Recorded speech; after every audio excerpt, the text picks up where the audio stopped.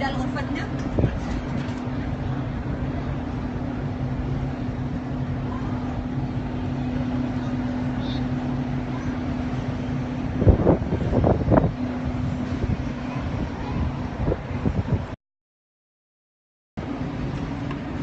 Fala moçada, tudo bem com vocês? É um prazer receber vocês aqui no meu canal do Periscope, para a gente poder fazer esse bate-papo final, essa nossa revisão final, direito tributário na veia. E hoje, sabadão, véspera da prova da segunda fase da OAB, eu não poderia, em hipótese alguma, deixar de estar aqui com vocês. Deus é maravilhoso e hoje permitiu que a gente pudesse conseguir aqui uma coisa incrível, que foi o compartilhamento de um sinal especial de internet aqui, que é usado pela tripulação, que não é disponível para os hóspedes. Eu estou navegando, a gente saiu do México ontem, a gente está voltando para a Flórida, e em alto mar, o sinal de internet que é disponibilizado para os hóspedes é um sinal muito fraco, ele não arma um stream ao vivo. Eu estou desde cedo aqui, foram mais de 2 horas tentando, conversei com o pessoal da tripulação, fui falar com a chefe da TI do navio, expliquei que eu tinha que dar uma aula. Aí veio um rapaz aqui que trabalha, né, na tripulação deles, fala português, aí explicou. E enfim, Deus é grande, tocou o coração aqui das pessoas e eles franquearam para mim um link para que eu possa fazer essa transmissão para vocês aqui. Eu estou no topo do navio, eu estou no 17º andar do navio, dá para ver lá atrás, ó, ali é a piscina que fica no 15º andar do navio. E agora que essa transmissão entrou, que Papai do Céu nos abençoe e que a gente possa aqui bater um papo muito produtivo e que ajude muito vocês na hora de que vocês realizem a prova.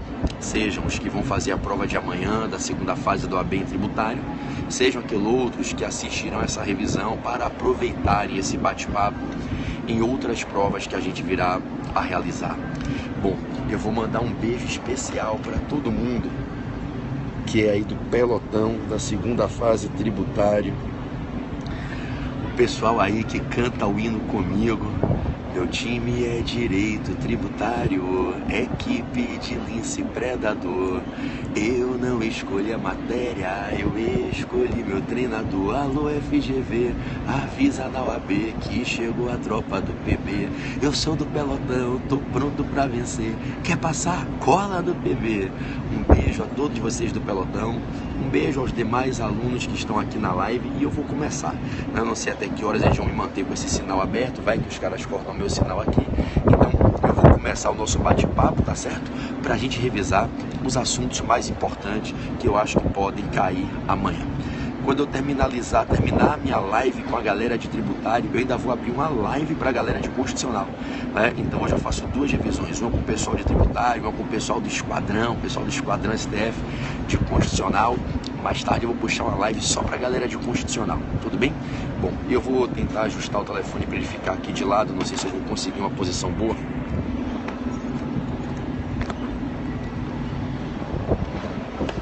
E acho que vai ficar muito escuro se eu botar assim, né? Não vai ficar bom. Vamos lá, eu vou tentando levar aqui na mão até enquanto você aguentar segurar. Bom, vamos lá, pessoal. A partir de agora, eu vou pedir a todos vocês que cessem as mensagens, tá certo? Vou pedir a toda a galera que tá aí. Gabriel, saudade da segunda fase, época boa, isso aí, parceiro. É um tempo que não volta, né? Mas a gente aprende muito e leva para sempre. Então eu vou pedir a todos vocês, a partir de agora, pra gente parar as mensagens, pra gente poder fazer uma live sem nenhum tipo de interrupção, sem nenhum tipo de comentário. Não vou dialogar, não vou responder perguntas, eu tô aqui para passar uma revisão, tá certo? Então vocês vão entender que o importante é a gente manter esse perfil, nada de pergunta, não vou dialogar individualmente com ninguém na live, tá certo? Então eu vou pedir a todos o carinho de que, em hipótese alguma, façam qualquer tipo de comentário, tá certo? Para fluir essa revisão. Bom, vamos lá. Eu vou começar falando com vocês um pouquinho sobre alguns assuntos referentes aos impostos que podem cair na prova de amanhã, tá certo? Temas sempre fortes, sempre cotados para caírem nas provas.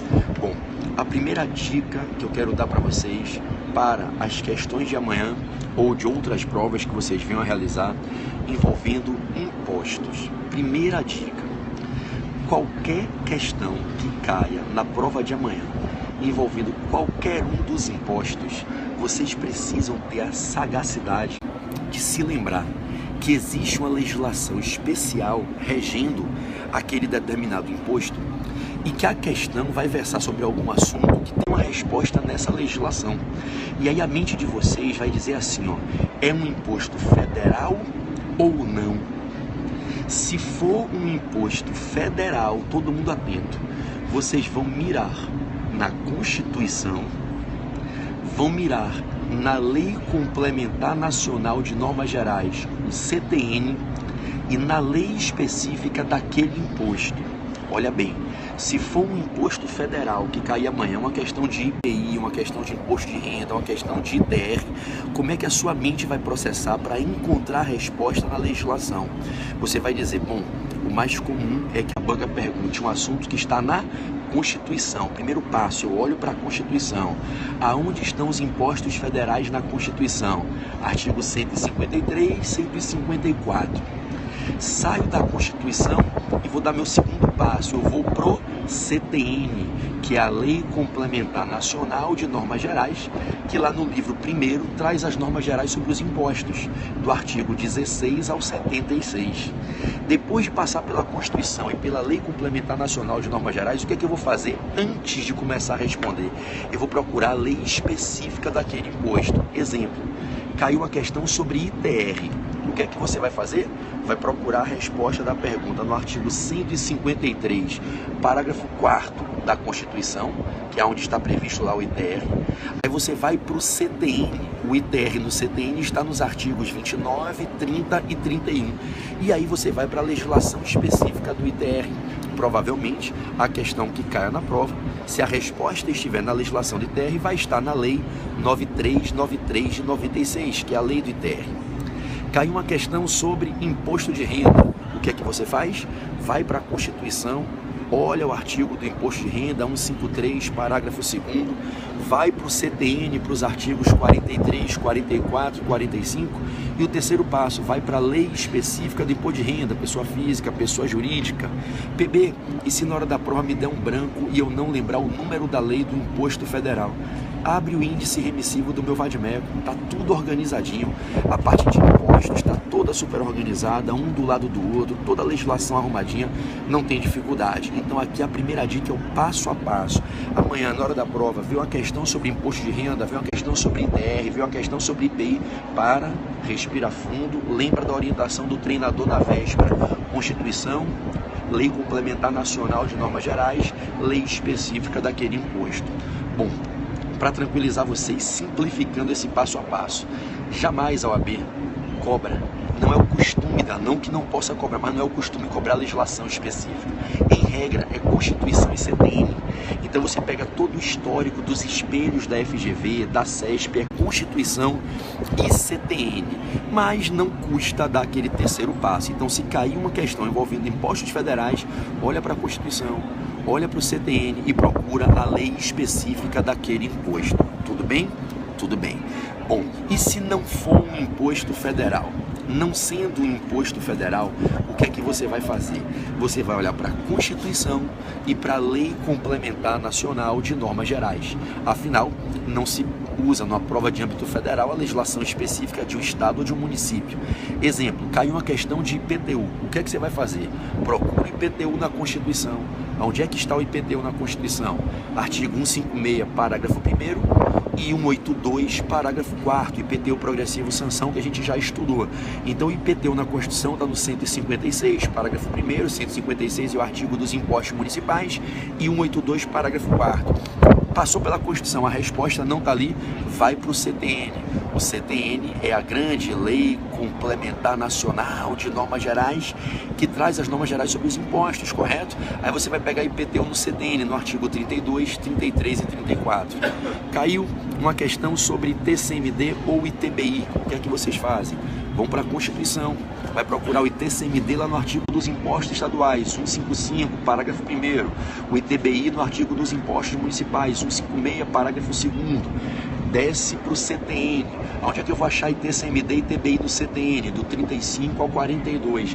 Não precisa ir para a legislação local. Você não vai pegar uma lei de IPTU do município de Salvador na prova da OAB Federal. Você não vai pegar a lei de ITCMD do estado do Mato Grosso na prova da OAB Federal. Então não se preocupa com legislação local, Constituição e Lei Complementar Nacional de Normas Gerais. Lembrem-se que o ICMS e o ISS têm uma Lei Complementar Nacional de Normas Gerais própria. Então você não vai achar ICMS e ISS no CTN. O CTN cuida dos demais impostos, não cuida do ICMS e do ISS. Os artigos de ICMS e ISS do CTN foram revogados, artigos 52 a 62. Então você vai encontrar na sua prova os fundamentos legais para responder às questões de ICMS e ISS aonde? Constituição e na Lei Complementar Nacional, o Estatuto Nacional próprio do ICMS e do ISS.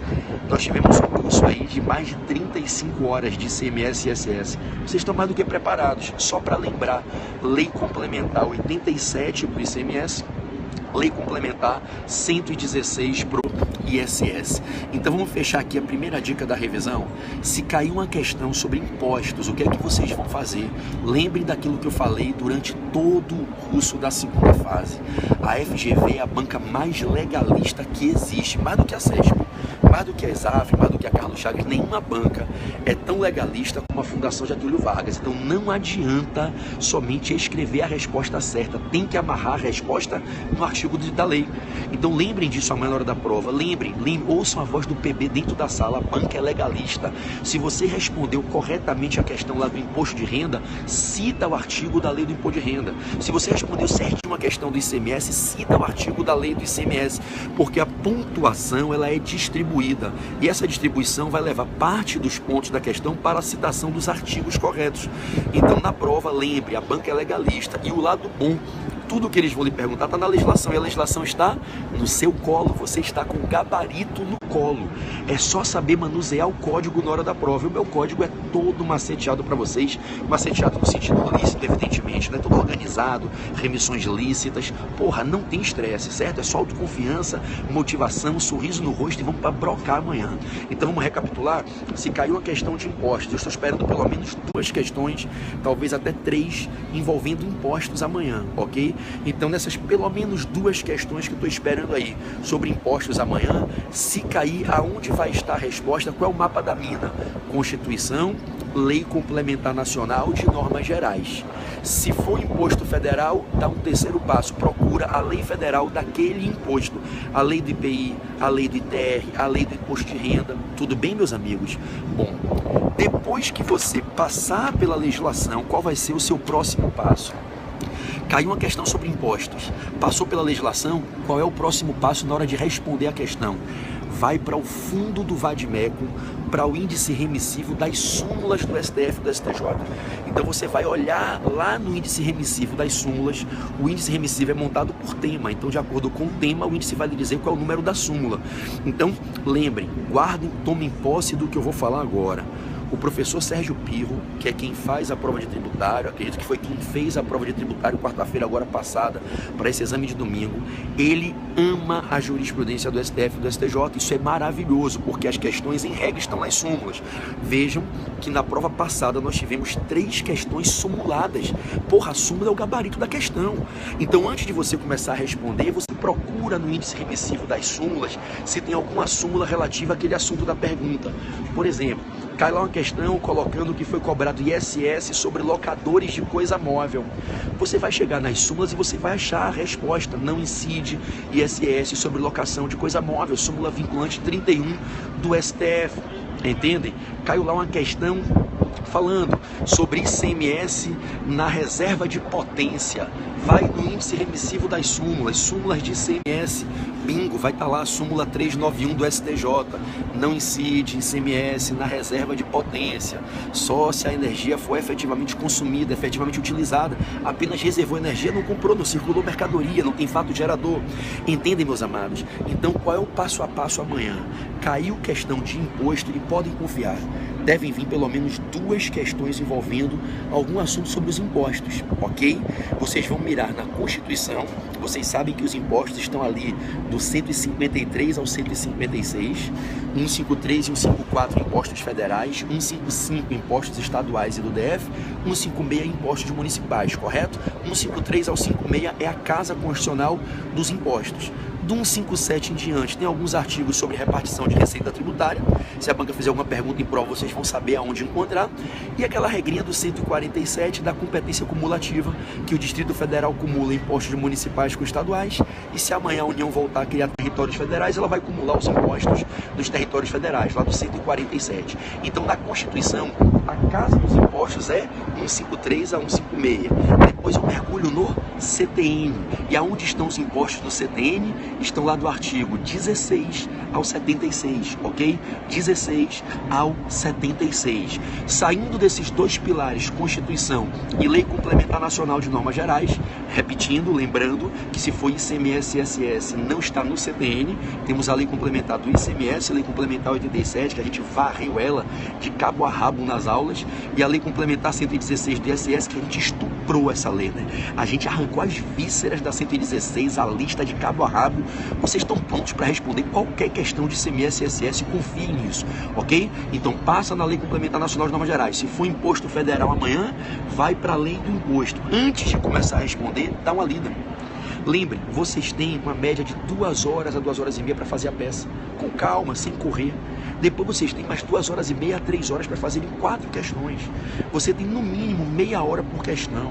Então não vai afobado não, meu irmão. Relaxa, caiu uma questão de IPVA, caiu uma questão de ICMS, caiu uma questão de IPI. Porra, vai ler o artigo da Constituição do IPI. Vai no CTN, vai lá do 46 ao 51, lê os artigos do IPI. Abre a lei do IPI, dá uma manuseada nela, vai passando nas seções da lei. Isso vai florear na sua mente o assunto e vai lhe permitir fazer uma resposta equilibrada. Quantas vezes eu tenho alunos que chegam para mim, porra, PB, perdi 0,30 na questão porque esqueci de citar um artigo. Eu fui responder de peito aberto, não olhei para a lei, não lembrou que tinha um artigo igual ao que foi perguntado. Então confie em mim, confie na experiência do seu treinador. Na hora de fazer a questão, não pega a caneta e sai respondendo de primeira não. Mesmo que seja um assunto que você domina, mergulha na legislação, vai para o índice remissivo das súmulas, porque provavelmente algumas questões de amanhã, escreva o que eu estou dizendo hoje, provavelmente algumas das questões de amanhã terão respostas expressamente previstas nas súmulas ou do STF ou do STJ. A banca de tributário ama fazer questões que estão pacificadas no STF e no STJ, ok? Então, a gente tem que ter esse carinho amanhã, de antes de sair afobadamente, construindo a resposta de primeira, mergulhar na legislação e mergulhar nas súmulas. No exame passado, 3 questões tinham as suas respostas nas súmulas. E isso faz da prova de tributário aquilo que eu digo sempre a vocês, a melhor prova da OAB. A prova está toda sumulada, bicho. Você tem a súmula com a resposta escrita da questão. Entenderam? Bom, vamos embora. Tá dado aí essa primeira dica, essa primeira orientação de como se comportar nas questões de amanhã que envolverão impostos, e a gente está esperando, é claro, não posso afirmar que vão cair, que eu não tenho bola de cristal, mas é só um pressentimento, é o histórico da prova, é o perfil do examinador. Então a gente está esperando aí 2 ou 3 questões envolvendo impostos e pelo menos umas 2 questões aí no todo sumuladas ou no STF ou no STJ. Maravilha? Maravilha. Bom, eu vou começar agora a lembrar a vocês alguns assuntos sobre os impostos, alguns assuntos que eu acho que ele poderia trabalhar na prova de amanhã sobre os impostos, e eu vou botar um tema aqui agora: fato gerador. Nós vamos conversar agora sobre alguns assuntos que são casos concretos da advocacia tributária que a banca poderia trabalhar amanhã na prova. E o que é que eu vou fazer? Eu vou colocar primeiro situações em que não ocorre o fato gerador, ou seja, situações que a fazenda tentou tributar, entendendo ela, a fazenda, que existiria naquela conduta fato típico, mas que a advocacia tributária conseguiu provar que não poderia ser feita a tributação, porque não ocorria fato gerador. Então eu vou lembrar a vocês uma série de casos concretos, a partir de agora. Todos eles foram vistos e explicados nas aulas, que caso caiam na prova, vocês vão lembrar dessa revisão, é revisão. Nós estamos revendo tudo que já foi falado, até porque não tenho mais nada de novo para falar para vocês, a gente varreu o edital todo. Então eu vou começar a partir de agora a lembrar a vocês casos concretos da advocacia em que os contribuintes, a advocacia dos contribuintes venceu a procuradoria em juízo. E qual é o meu objetivo a partir de agora? Eu quero lembrar a vocês esses casos concretos, por quê? Porque se qualquer um deles cair amanhã, o que é que você vai dizer? Não cabe a tributação. E o fundamento da sua resposta vai ser o mesmo. Essa conduta não é o fato típico que tipifica a hipótese de incidência. Essa conduta não é um fato que gera relação tributária. Então eu vou trabalhar com vocês com uma série de casos concretos agora, em que em nenhum deles ocorre fato típico. Em nenhum deles há, do verbo haver, em nenhum deles há fato gerador. Em todas essas situações que eu vou falar agora, se aparecerem amanhã, você vai dizer, não incide o tributo, o fato é atípico, não tem fato gerador, inexistência de relação jurídica obrigacional tributária. Tudo bem? Então eu vou cuidar agora de questões a favor do contribuinte, beleza? Questões a favor do contribuinte. Maravilha? Maravilha. Vamos lá. Eu vou começar com as mais simples. IPVA. IPVA. Lembrem-se que não incide IPVA sobre o exercício de propriedade ou posse de veículo aéreo ou náutico. Lembrem-se que não incide IPVA sobre embarcações e aeronaves. O STF, lembram das aulas? Com base na interpretação histórica do nascimento do IPVA, substituindo a taxa rodoviária única, o STF harmonizou um entendimento que só incide IPVA sobre propriedade ou posse de veículo automotor terrestre. Não incide IPVA sobre veículos aéreos e sobre embarcações. Fundamento não é fato típico. A conduta ser proprietário de veículo aeronáutico não tipifica a hipótese de incidência da norma do IPVA. Tudo bem? Lembrem que não incide IPVA sobre veículos aéreos e veículos náuticos. Qual é o fundamento? Não há fato gerador. O fato é atípico, a norma não incide, não gera relação tributária. Na hora da prova, se cair essa questão, vocês vão lembrar que o STF, para interpretar a Constituição, o texto que diz que os estados podem instituir impostos sobre propriedade de veículo automotor, o STF, para interpretar restritivamente, dizendo que é só veículo automotor terrestre, se apoiou na interpretação histórica do IPVA, ok? Interpretação histórica do IPVA. Beleza? O IPVA nasceu para substituir a taxa rodoviária única. Então ele nasceu para incidir sobre quem tinha veículo terrestre e a interpretação histórica foi o critério hermenêutico utilizado para pacificar esse case. Bom, vamos lá? Vamos falar aqui sobre ITBI. ITBI. Se amanhã vier uma questãozinha de ITBI, vamos lembrar o seguinte, gente, não incide ITBI, não incide ITBI no registro de sentença declaratória de uso capião. Quando alguém adquire um imóvel por uso capião, quando alguém vai ao RGI registrar a sentença prolatada pelo juiz, declarando a consumação da uso capião, seja uso capião urbana, rural, individual, coletiva, não incide ITBI. Qual o fundamento? Não ocorre fato gerador. A conduta é um fato atípico para a hipótese de incidência do ITBI, inexistência de relação tributária. Ninguém é obrigado a pagar ITBI quando vai registrar imóvel adquirido por uso capião. Por quê? Porque para incidir ITBI é preciso que a transmissão intervivos do bem imóvel seja onerosa. E na uso capião, o adquirente não paga, não sofre sacrifício patrimonial, não tem contraprestação e prestação econômica para poder adquirir o imóvel. Então não incide ITBI no registro de sentença declaratória de uso capião, porque ali não ocorre fato gerador, porque não se tem uma transmissão onerosa. Lembrem das aulas, expliquei com carinho a vocês que parte da doutrina ainda usa um segundo argumento, dizendo que não ocorreria sequer transmissão pela ausência do elemento volitivo, por ser a uso capião uma aquisição originária, não oriunda de alienação, de negócio jurídico, de contratos.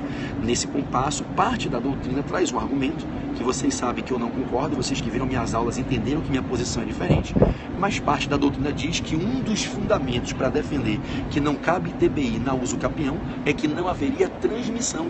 Essa parte da doutrina entende que para haver transmissão teria que ter alienação, teria que ter vontade, correto? A gente sabe que esse argumento é frágil e não deve prevalecer, mas parte da doutrina diz que um dos fundamentos para não incidir ITBI na usucapião é que não ocorre transmissão porque não tem alienação. É aquela parte de colegas da doutrina que entende que a palavra transmissão deve ser atrelada a uma alienação, a um contrato, a uma venda, a um negócio jurídico, ok? Bom, qual é o verdadeiro argumento que define que não incide ITBI na usucapião? Não tem onerosidade. O ITBI só incide quando ocorre transmissão inter vivos onerosa de bem imóvel ou de direitos reais relativos a imóveis. Tudo bem? Vamos lembrar mais uma que não incide ITBI? Se cai na prova que um determinado banco, uma instituição financeira, ok? Um banco, um grupo de banqueiros, uma rede de bancos, passou a vender, a ceder, a alienar para outro banco cartas de hipoteca. Imagine que o Banco X, o Bradesco, vendeu toda a sua carteira de hipotecas, todas as suas hipotecas para um outro banco. Então o Bradesco tem lá em favor dele 100 mil hipotecas que recaem sobre imóveis de particulares. E o Bradesco fez uma cessão onerosa inter vivos para o Itaú, para o Banco X, para que esse cessionário pague para comprar os direitos de hipoteca. E o cessionário agora vai ser o dono das hipotecas. Se aqueles devedores não pagarem, quem vai poder levantar a hipoteca ficando com os imóveis é agora o cessionário, que é o novo titular do direito real de hipoteca. Quando esse banqueiro cessionário que adquire as cartas de hipoteca vai ao RG fazer o registro, ele tem que pagar ITBI? Não. Ele não tem que pagar ITBI. Por quê? Porque aqui o que a gente tem é uma transmissão inter vivos onerosa de direito real de garantia.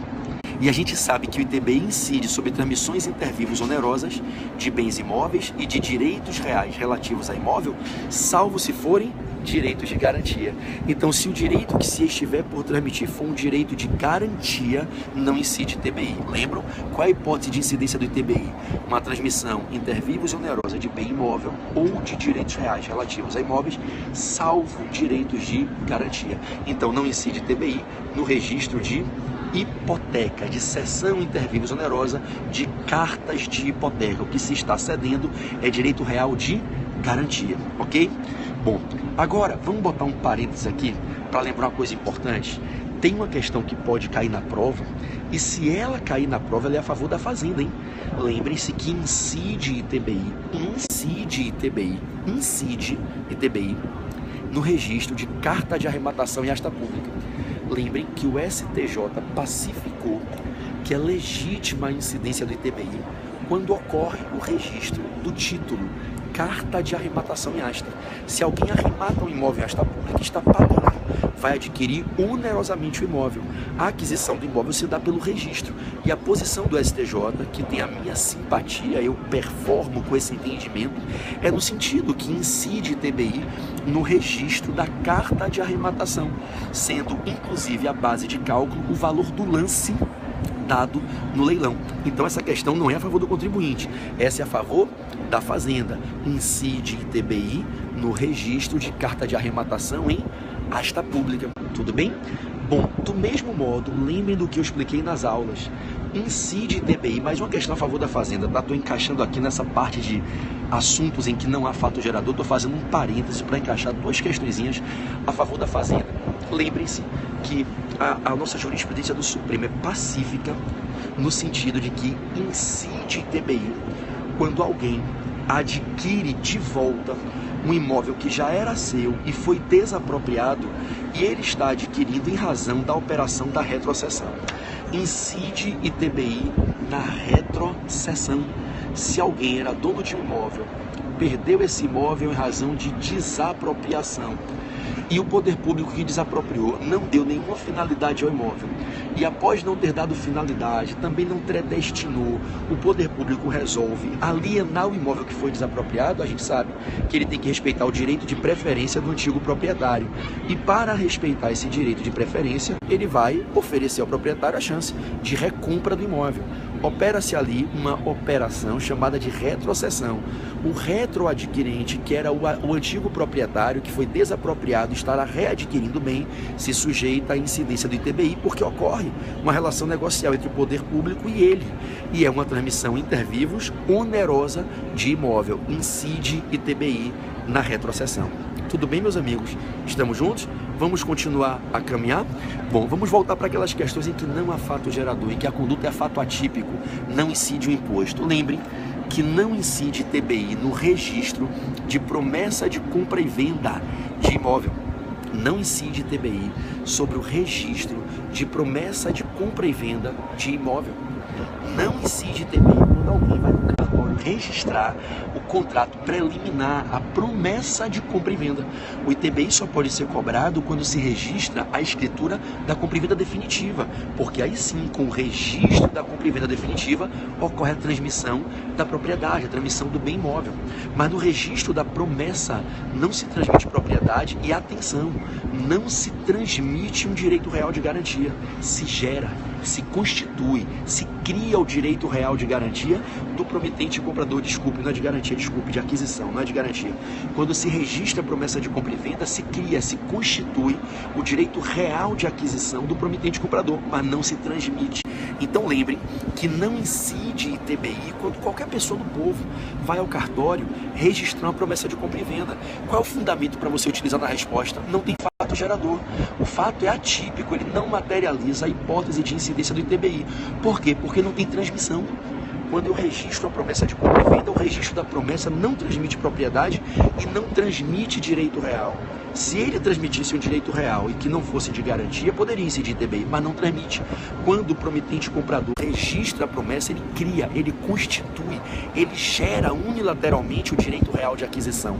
Não há uma transmissão desse direito real. Então, na prova, se lembrem, não incide ITBI no registro de promessa de compra e venda de imóvel. Tudo bem? Beleza. Só pode incidir ITBI no registro da escritura definitiva. Bom, vamos aqui a uma questão muito bacana de TCMD. Vamos lembrar das doações sob condição resolutória. As doações sob condição resolutiva, vai que cai essa questão amanhã. Imagine que eu, Pedro Barreto, resolvo doar um imóvel que possuo para um amigo chamado José. Eu, PB, faria a doação de um imóvel meu para José. José será o donatário. José adquirirá, em razão da doação, aquele meu imóvel. Só que nessa doação eu resolvo fazer algo que é uma opção, eu não sou obrigado, é uma opção, que é incluir no plano de eficácia do negócio jurídico o elemento acidental chamado condição. E resolvo fazer uma condição resolutória e digo assim a José: Zé, eu estou doando esse imóvel para você, mas no dia que acontecer esse evento, extingue-se a doação, resolve-se o negócio jurídico e o imóvel volta para mim. Faço uma doação sob condição resolutória. A doação como fato gerador é um negócio jurídico, está sendo construída aqui de uma maneira em que o negociante, o doador, está incluindo na doação o elemento condição, um elemento acidental do plano de eficácia dos negócios jurídicos, condição, termo e encargo. É o que a gente chama de fato gerador condicional.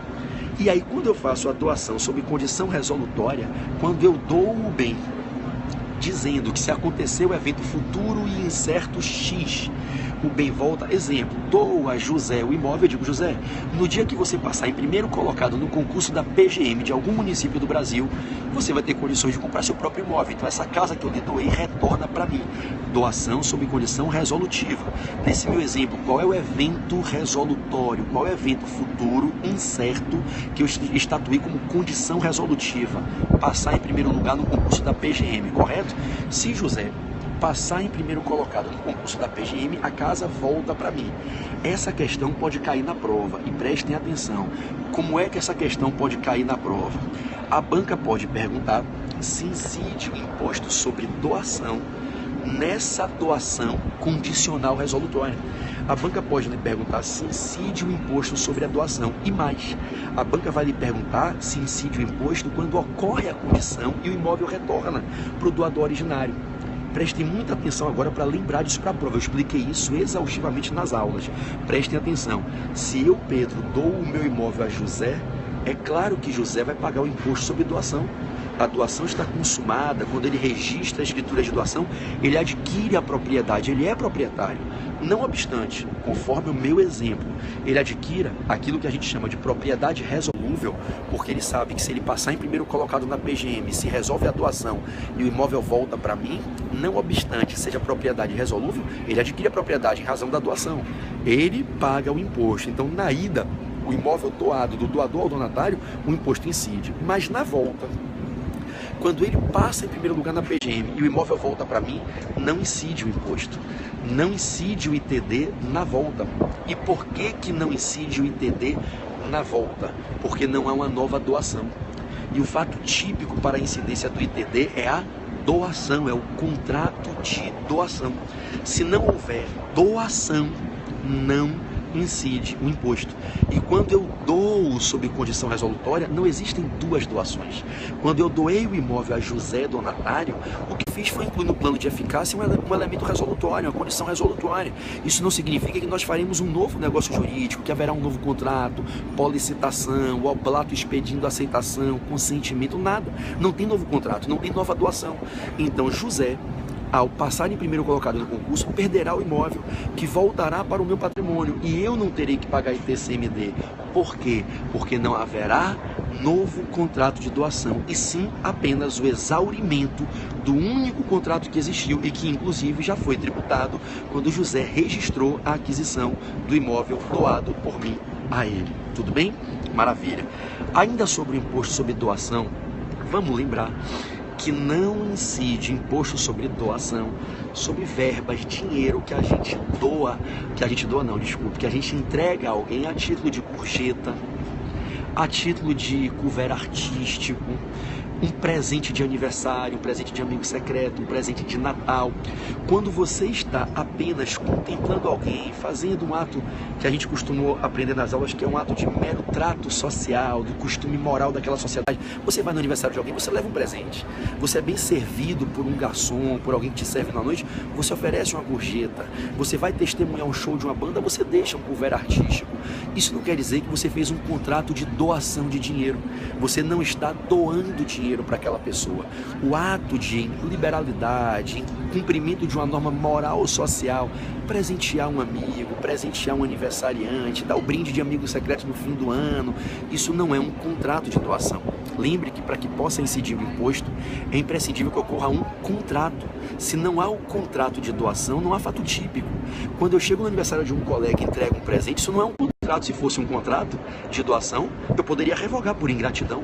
Então amanhã a pessoa que ganhou o presente, que ganhou a gorjeta, poderia ser obrigada a devolver por um eventual ato de ingratidão. A doação, ela é revogável por inexecução do encargo ou por ingratidão. O Código Civil cuida da doação no 538 ao 564. Vocês sabem que eu dou ao direito civil há quase 20 anos.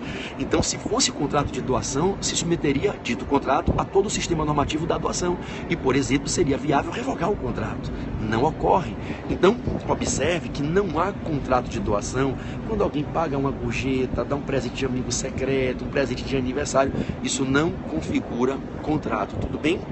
Então, vejam, bloqueia a pessoa que estava atrapalhando a transmissão, tá certo? Vamos continuar mantendo o ritmo aqui, tá certo? Vou pedir às pessoas aí que estão me assistindo que, por favor, não comentem nada durante a live, porque atrapalha não só a mim, como atrapalha as demais pessoas que estão assistindo também, tá certo? Vamos continuar nesse ritmo, sem nenhum tipo de comentário, tá certo? Só o PB falando, zero comentário, beleza? Vamos embora. Então, vamos lá, continuando.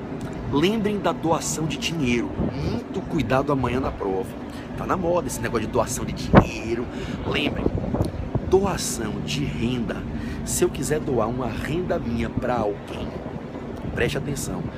O que vocês têm que entender naquela polêmica questão da doação de renda é que o que não incide na doação de renda, e não incide se a renda já foi tributada com imposto sobre ela, é o imposto de renda.